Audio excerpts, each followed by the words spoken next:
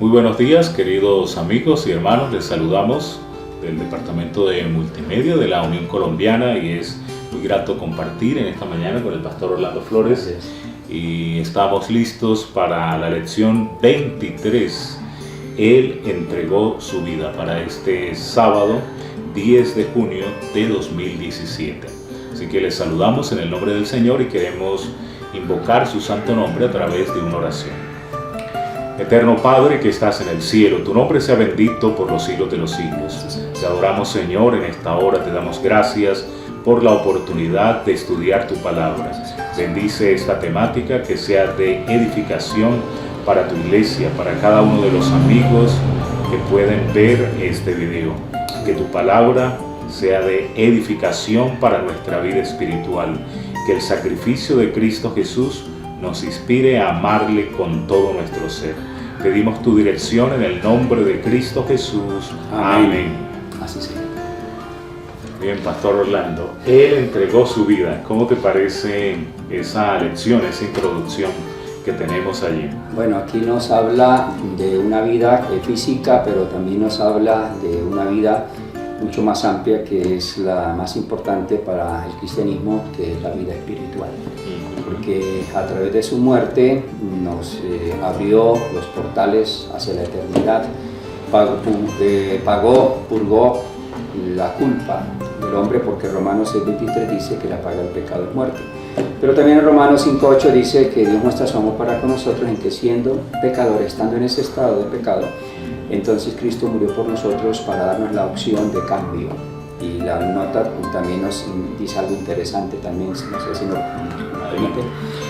Dice: ni inmaculado Hijo de Dios pendía en la cruz, su carne estaba lacerada por los azotes, también sus manos que se habían extendido para bendecir, ahora estaban clavadas.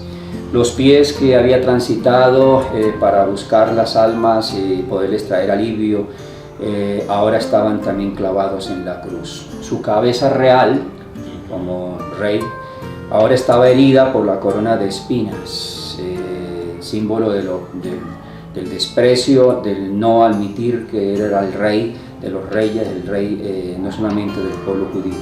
Pero también sus labios, que había proferido bendición, había hecho tantas sanidades a través de quiero, cuando expresaba levántate, toma tu lecho y anda.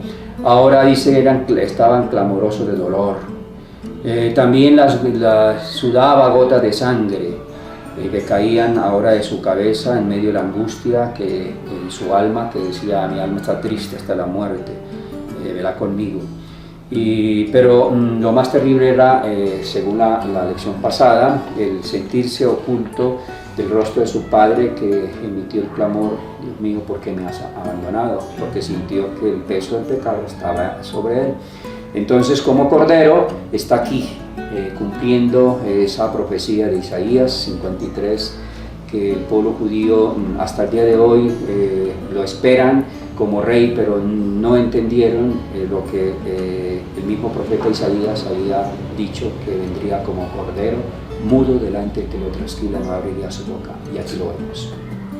Muy interesante, ¿no? Entonces dice la parte final: por ti consciente el Hijo de Dios en llevar esa carga de culpabilidad, por ti saqué el dominio de la muerte. Y en las últimas líneas dice que se ofrece como sacrificio en la cruz, y esto por amor a ti, una muerte sacrificial en nuestro lugar. Él entregó su vida, la entrega, que es una demostración de amor y de obediencia. Tenemos 5 subtítulos y vamos al primer subtítulo, que nos dice: las últimas palabras de Jesús en la cruz. Últimas palabras importantes, definitivas. ¿Qué sucedió después que Jesús exclamó consumado es? ¿A quién fueron dirigidas estas palabras y qué sintieron los que escucharon? Aquí nos vuelve a llevar a la última parte de la lección pasada. El consumado es. Ese consumado es lo que finaliza, el resultado de todo lo que se hace. Pero qué interesante que este consumado es un consumado de triunfo, de victoria. El plan de salvación había llegado a su base, a la base final, donde Jesús nos abría un camino nuevo a través del velo que fue su carne, 33 años, y en esta última fase de lucha más intensa contra el que se reveló en el cielo, Satanás, que trajo la muerte, el dolor, la miseria, pero que a través de Cristo nos entrega la vida. Y entonces eso lo entendió Pablo, por eso en la lección pasada comentábamos, inclusive cuando estuvimos en la iglesia, que hubo otro hombre que lo entendió, y ese hombre fue Pablo, ese discípulo, que llegó a decir allá en la segunda de Timoteo 4:6 hasta el 8, dice que he acabado la carrera, he guardado la fe, por lo cual me está dada la corona de justicia, la cual me dará el Señor, no solamente a aquellos que esperan su venida, no solamente a mí, sino a todos aquellos que esperan su venida. Y a través de eso también nosotros hoy participamos, no solamente en Pablo, sino en aquellos que esperamos la venida del Señor. Entonces las últimas palabras aquí las comenta los tres evangelistas. Uno es el evangelista para los judíos, donde dice que habiendo otra vez clamado a gran voz, entregó su espíritu. Es entregar su espíritu, es poderlo entregar de la mejor manera. Pero Lucas, que escribe como médico, como descendiente también de los paganos, de los pueblos paganos, los griegos, entonces dice que clamó a gran voz y dijo: Padre, en tus manos encomiendo mi espíritu, y habiendo dicho esto, inspiró, o sea, entregó el espíritu y muere. Pero Juan comenta lo mismo, pero nos agrega algo más. Dice: cuando Jesús hubo tomado el vinagre, dijo: consumado es, y habiendo inclinado la cabeza, entregó su espíritu.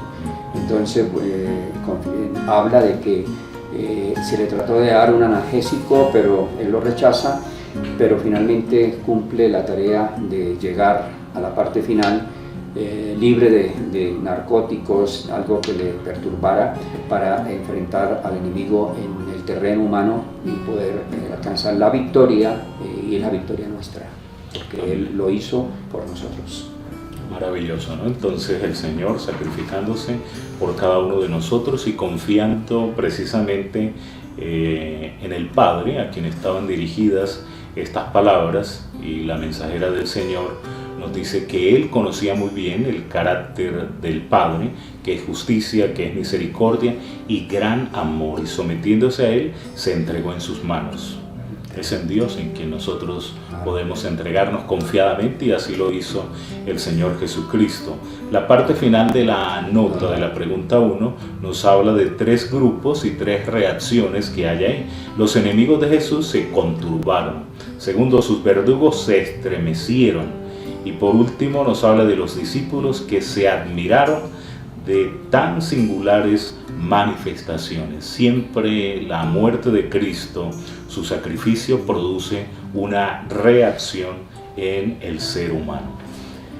Creo que podemos avanzar. Sí. La segunda pregunta y segundo subtítulo: fenómeno natural poderoso. En la muerte de Jesús, ¿qué ocurrió con la naturaleza y con el templo, pastor?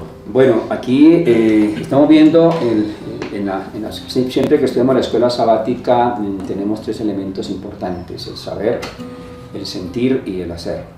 Dentro del mismo saber, ahora no solamente a través de Cristo, sino a través de la naturaleza. Fenómenos que suceden, que ellos siempre pidieron señales para poder creer, y ahora se le dieron las señales en la última fase. ¿Y de qué manera? Dice que una manera fue que el sol se oscurece, pero también para los mismos sacerdotes que estaban oficiando se admiraron de que ocurrió algo que hasta entonces no había ocurrido. El velo, que medía unas alturas de muchos metros, ahora se rasga, no de abajo para decir que fue algo humano, sino de arriba hacia abajo. Y eso lógicamente fue un fenómeno que los llevó a estremecerse, porque no había ocurrido antes algo similar. Eso nos lo cuenta Lucas, pero también Mateo nos dice que además de que el sol se oscurece, que decía Lucas, y que el velo se rompe, ahora nos dice aquí Mateo que ocurre algo más, que la tierra tiembla y las rocas se parten. Lógicamente, al estar en estos fenómenos que eran aparentemente naturales, pero que no eran normales, eso llevó a que los más duros corazones llegaran a sentirse como preocupados, como decían anteriormente, los verdugos, como también los mismos enemigos, y hasta los mismos discípulos tuvieron que admirar ese fenómeno y estremecer, producir un fenómeno también en ellos de estremecimiento. Nos dice aquí la nota, ahora en la parte del sentimiento, dice ahora que esto era una evidencia que era aceptado por su padre. Comprendía ahora tres cosas. Él entendía que su padre era justo, que era misericordioso y que él era amor. Sí. Y ante esos fenómenos él entendió que el sacrificio que él estaba realizando había podido lograr el blanco que era la salvación del hombre, abrirle la puerta de entrada como hijo pródigo y regreso hacia la casa paterna. Interesante. Muy maravilloso, ¿no? Y dice ahí, por la fe Cristo venció. Y después el apóstol Juan en su primera carta, capítulo 5:4, nos va a decir a nosotros, pues todo lo que es nacido de Dios vence al mundo, y esta es la victoria que ha vencido al mundo, nuestra fe porque nos apropiamos de ella, pero es la fe de Cristo que le llevó a la victoria y que nos hace también victoriosos a cada uno de nosotros. Digamos que en ese fenómeno natural hay otros detalles, pastor. Sí, un detalle es de que generalmente la reacción puede efectuarse por dos partes. Una es por temor, por miedo, que la gente al ver los fenómenos entonces se aterran, como por ejemplo cuando hay un temblor de tierra, a veces la persona aún hasta que dice ser atea, a veces pronuncia Dios mío, o sea, al santo que él pide. Pero aquí vemos la otra parte que es para los creyentes. Cuando nosotros vemos esas señales, esos fenómenos en base a señales que ya están inclusive prescritas en la palabra de Dios, produce alegría y gozo, porque es precisamente una evidencia, como lo acabamos de decir, Cristo sabía que era una evidencia que su Padre, o sea, como justo, como misericordioso, lleno de amor, él entendía que se había podido lograr ese plan que se había llevado a cabo desde antes de la fundación del mundo, porque el Cordero, dice allá en Apocalipsis 13:8, desde antes, dice que fue consumado de antes de la fundación del mundo, y eso nos lo dice también Pedro en el 1:20, dice, pero manifestar en estos posteriores días por amor a su nombre. Entonces es interesante que para los discípulos era una evidencia de que ese Cordero pagaba la culpa y que se les abría ahora un camino de regreso como hijos pródigos hacia la casa paterna. Entonces estamos mirando estos fenómenos naturales poderosos, las consecuencias de la muerte de Cristo, este velo del templo que se rasgó de arriba abajo mostrando la inutilidad de todo el servicio de santuario, que ya el verdadero sacrificio, el verdadero cordero, como menciona el pastor, ya estaba siendo sacrificado. La tercera pregunta dice, ¿qué sucedió con algunos de los que estaban en sus tumbas? ¿Y qué deberían haber comprendido los judíos de estos eventos? Claro. Ahora produce una reacción de sentimiento también. Dice aquí que saliendo de los sepulcros, después de que hubo el temblor de tierra, dice que las rocas se partieron. Dice que muchos de los que habían muerto creyendo, siendo fieles a la luz recibida, en sus épocas, inclusive de Adán hasta la época de Cristo, algunos de ellos fueron salidos de las tumbas. Y dice que después de la resurrección vinieron a la santa ciudad y aparecieron a muchos. Y allá en Hechos nos dice que durante 40 días posteriormente ascendieron. Y en Efesios 4:8 dice que como los hacían los emperadores, que cuando venían de sus conquistas, traían sus primicias, traían objetos, personas de los lugares que había conquistado. Entonces dice en Efesios 4:8, llevó consigo cautiva la cautividad y dio dones a los hombres.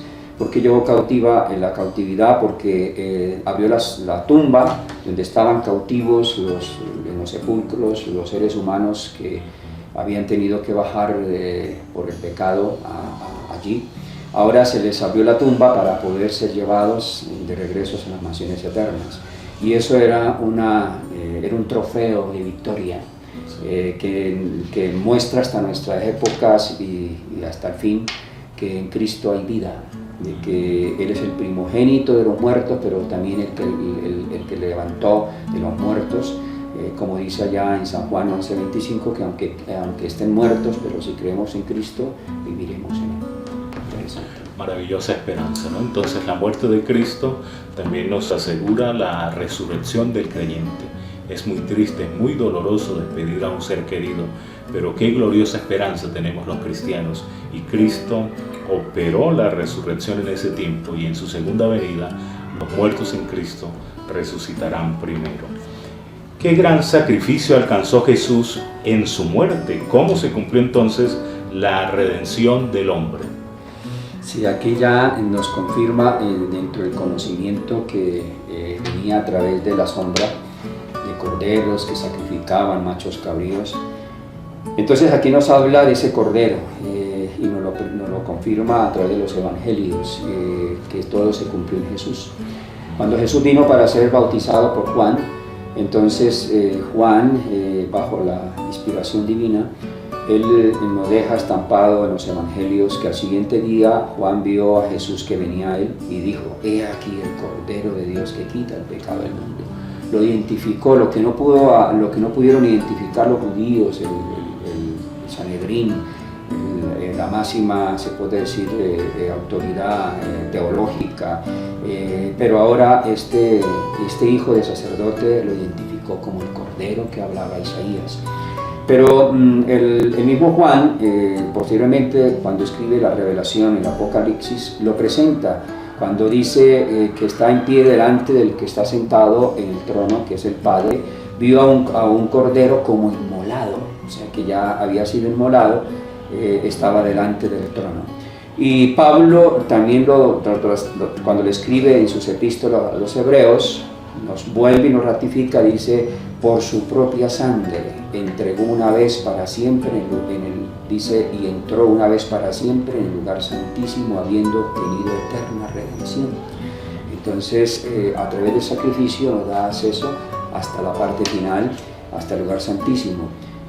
También nos habla Pedro que sabiendo que fuimos rescatados de nuestra vana manera de vivir, la cual hemos recibido, hemos heredado de nuestros padres, no nos libró con cosas corruptas que se corroen, como el caso de la plata, del oro, sino con la sangre, pero una sangre preciosa, y hace énfasis de un cordero sin mancha, sin contaminación, porque Cristo llenó esos requisitos. Ya en las lecciones pasadas hemos visto cómo esa inspección de ese cordero sin mancha, sin arruga ni cosa semejante, físicamente, espiritualmente, fue examinado por dos cortes políticas y dos cortes mayormente religiosas. Las primeras religiosas, que fue Anás, el más anciano, el de más experiencia, que había sido pontífice y que era suegro y que tenía mucho respeto, lo había inspeccionado. El siguiente, que fue su yerno, que era el sumo sacerdote, lo había inspeccionado. Lo tremendo fue que ellos le dieron una sentencia, pero tuvieron que utilizar artimañas para darla y poderla llevar ante la parte política, y que al ser inspeccionados, los políticos, que deberían ser los que estaban acostumbrados al soborno, llegaron a la conclusión y hasta el último momento defendieron de que ese hombre nada tenía. Y qué triste es cuando a veces lo que se espera que sea lo mejor, que es la parte que maneja la parte espiritual, llegue a actuar de una manera corrupta, mientras que los que generalmente se creen que quizás pueden actuar de una manera impía, se ubican y salen a defender la parte real, la parte justa. Entonces Jesús se había pasado como cordero inspeccionado, pero aquí lo vemos entonces sin mancha y sin contaminación. La nota me llama que dice que que ese consumado es, los sacerdotes estaban oficiando en el templo, cuando estaba en las manos el cuchillo, así como el de Abraham también cuando iba a ejecutar a su hijo. Pero ahora, al igual que su hijo fue librado, no porque el cordero ahora estaba allí con sus, cuernos enredado en medio de la zarza, sino que ahora el cordero allí, simbólico, huyó. Dice que huyó. ¿Por qué? Porque el verdadero cordero estaba allí crucificado. Y entonces ahora ese ritual de pascual, ya la verdadera Pascua estaba allí, había sido oficiada por Cristo.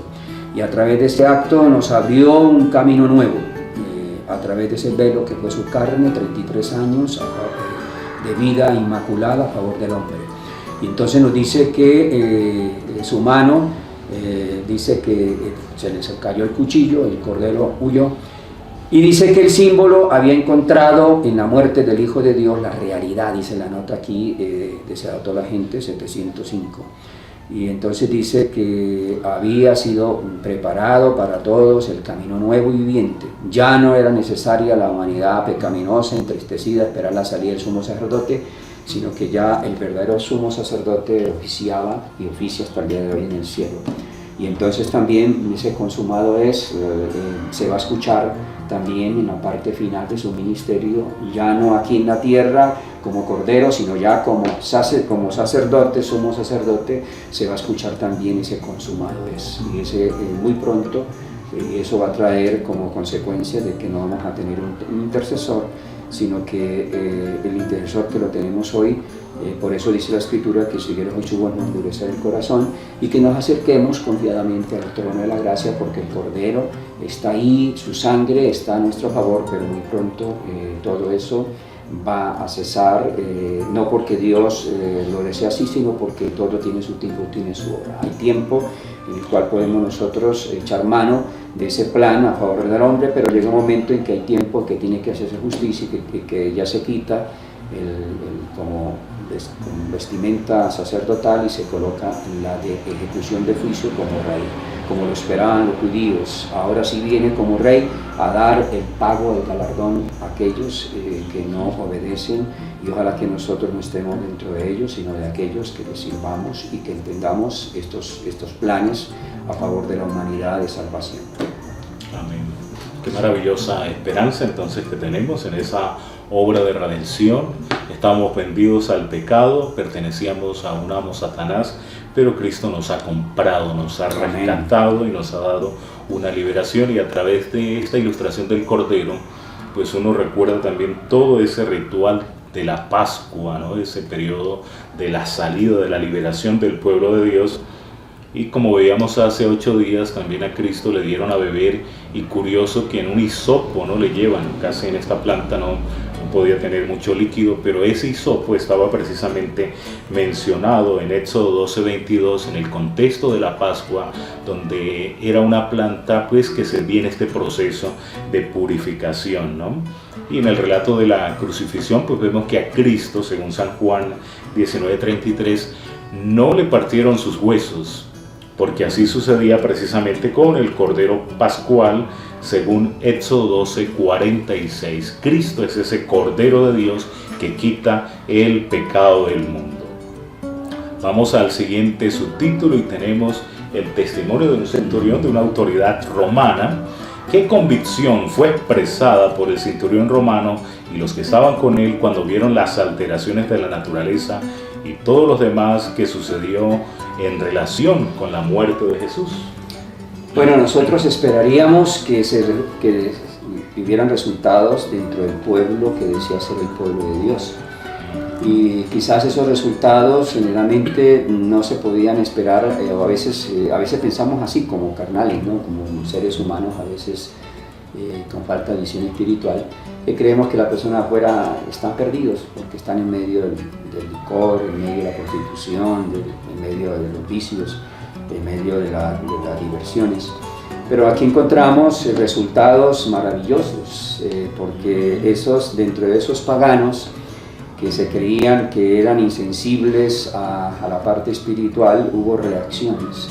Y entonces entre eso nos habla, primero Lucas nos habla que fue el centurión, dice que el centurión vio que lo que había acontecido y produjo un fenómeno ya no afuera, sino ahí dentro de él, porque ya vimos los fenómenos en la naturaleza, pero ahora dentro de la naturaleza interna del ser humano ocurre una conversión. Y ahora se escucha una voz que para muchos, pues lógicamente lo sorprende, porque era emitida de un oficial de alto rango, era un centurión, tenía a su mando 100 hombres, la centuria.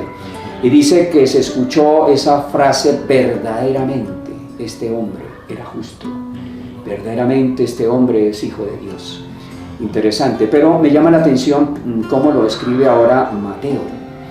Y lo describe que no era solamente el centurión, sino que ahora dice que además del centurión, dice el centurión y los que estaban con él, o sea, no solamente el centurión, sino sus soldados, muchos de los que estaban allí, guardando, dice a Jesús, visto el terremoto y las cosas que habían sido hechas, temieron en gran manera, o sea, tuvieron una reacción de temor y dijeron, verdaderamente, este era Hijo de Dios. Entonces aparece ya aquí una parte, dijeron, o sea, respondieron ante esos fenómenos, llegaron a la conclusión de que verdaderamente era Hijo de Dios.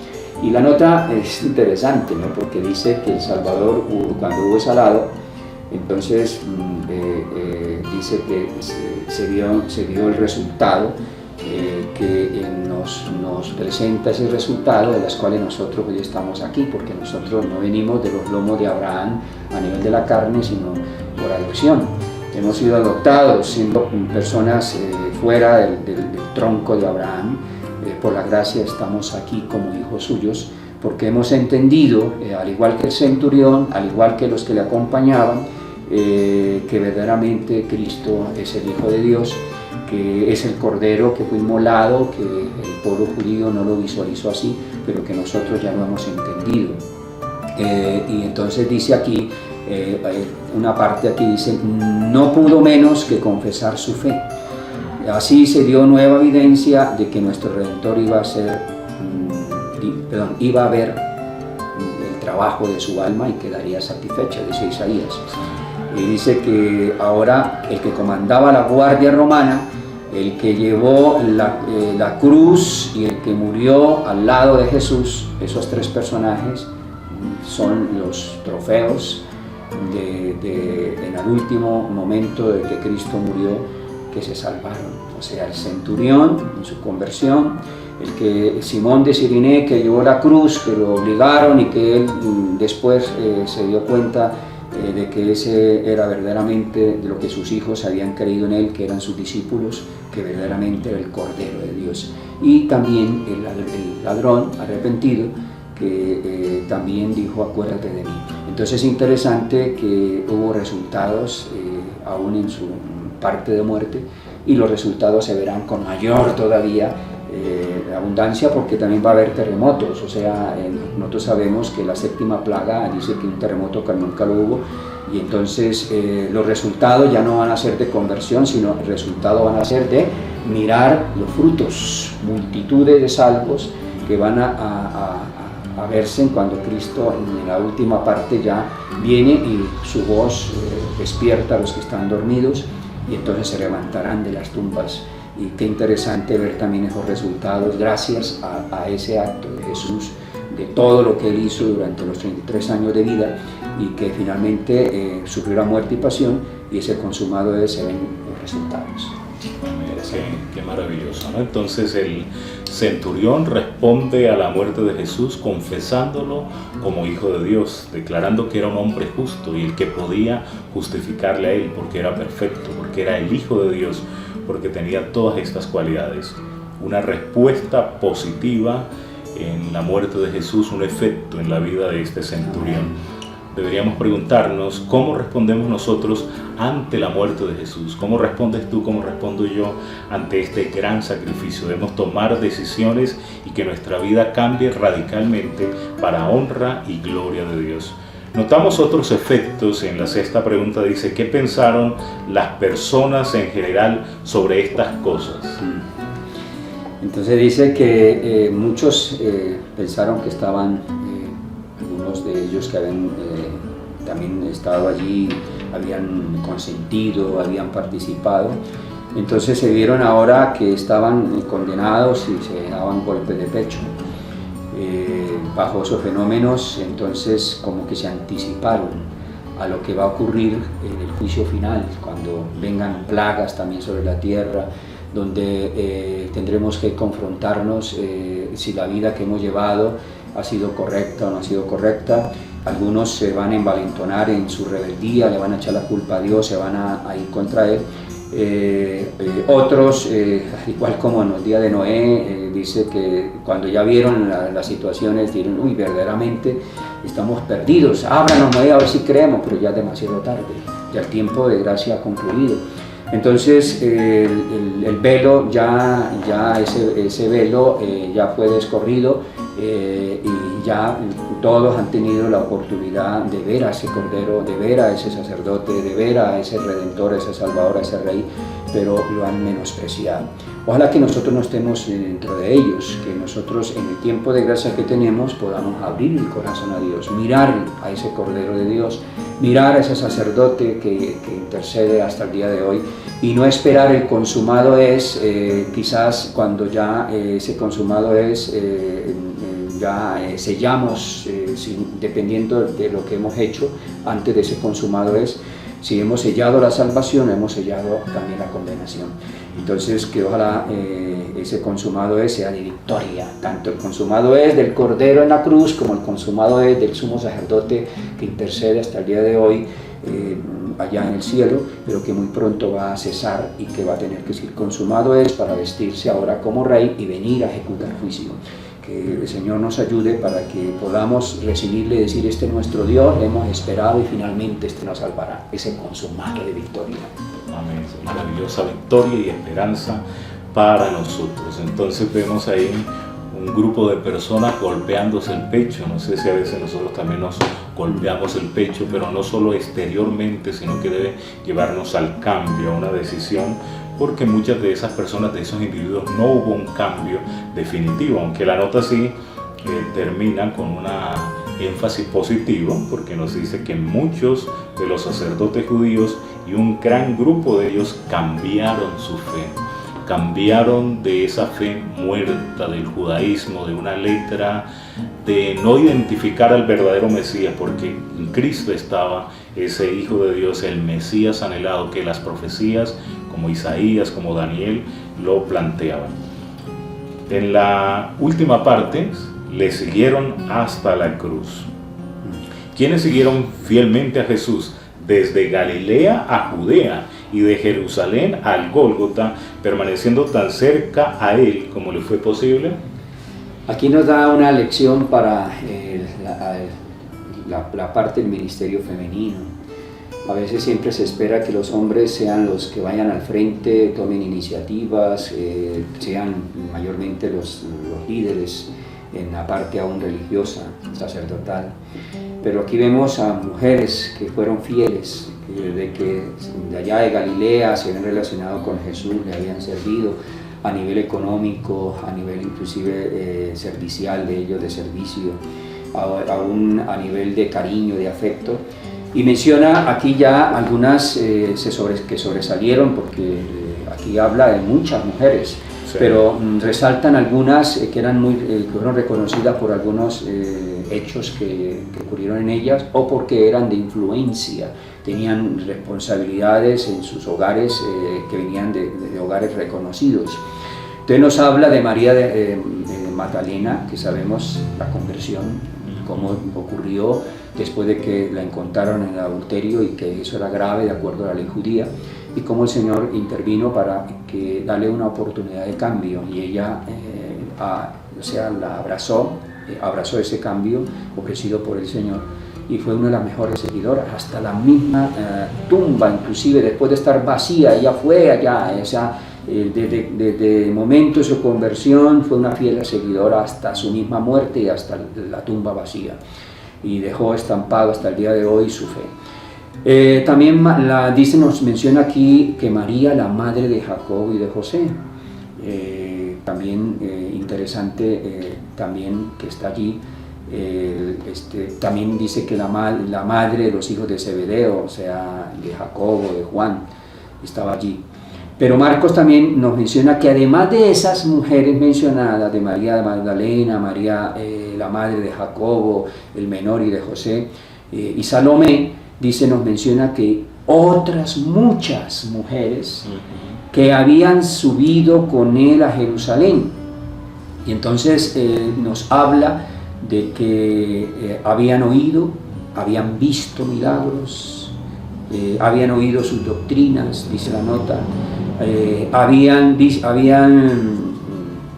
participado de la conversión en sus vidas a través de ese Salvador. Dice que le siguieron doquiera, iba aunque fuesen 100 millas o más, atravesando muchas dificultades, muchos desánimos. Dice, pero le atendieron en la entrada triunfante a Jerusalén, y ahora en la cruz no lo dejaron cuando murió, aún en la misma tumba. Dice que le habían atendido con su sustancia terrenal como una muestra de su afecto por él. O sea que aquí esas mujeres lo dieron todo. Es el hacer de personas conversas.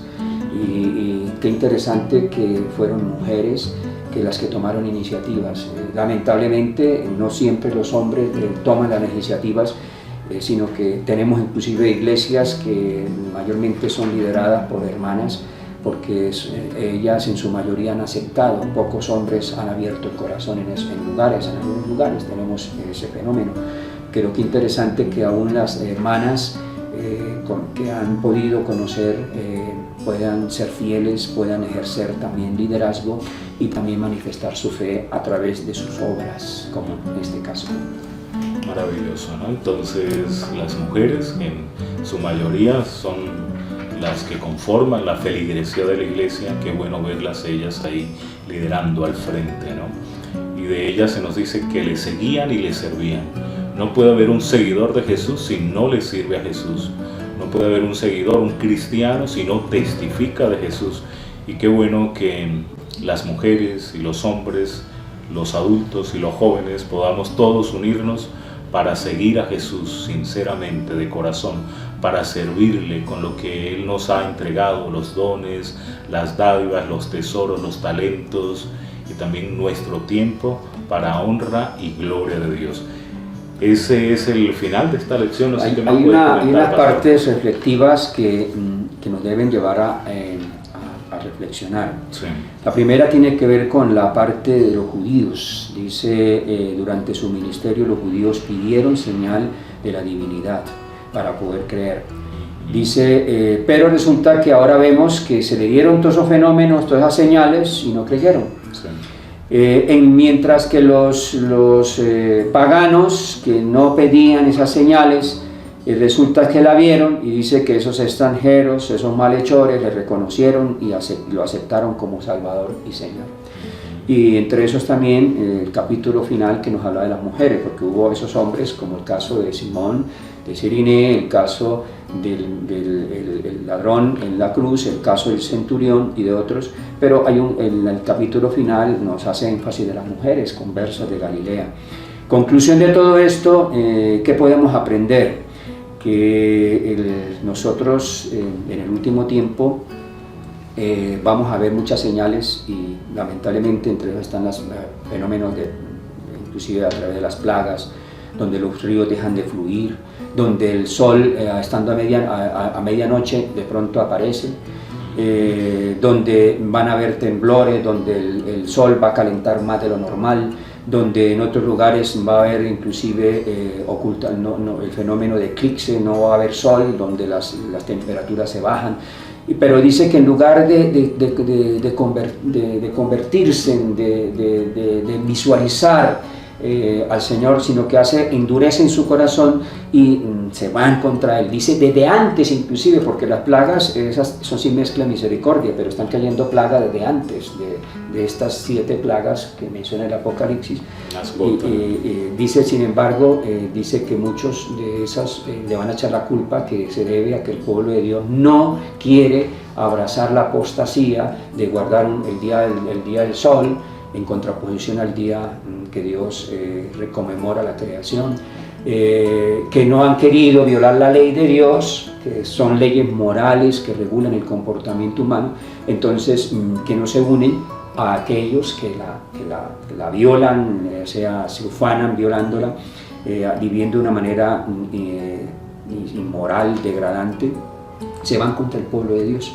Entonces se va a volver a cumplir eso. Pero qué interesante que en el último tiempo van a haber también personas que van a ser conversas, van a abrazar la fe, van a llegar también al pueblo de Dios, que nosotros podamos también estar dentro de aquellos y no de pronto, como los judíos, cerrarnos, que tener la luz, tener mucho conocimiento, pero no entender directamente la esencia, porque la letra mata sola, pero si va con la parte del espíritu, dice edifica.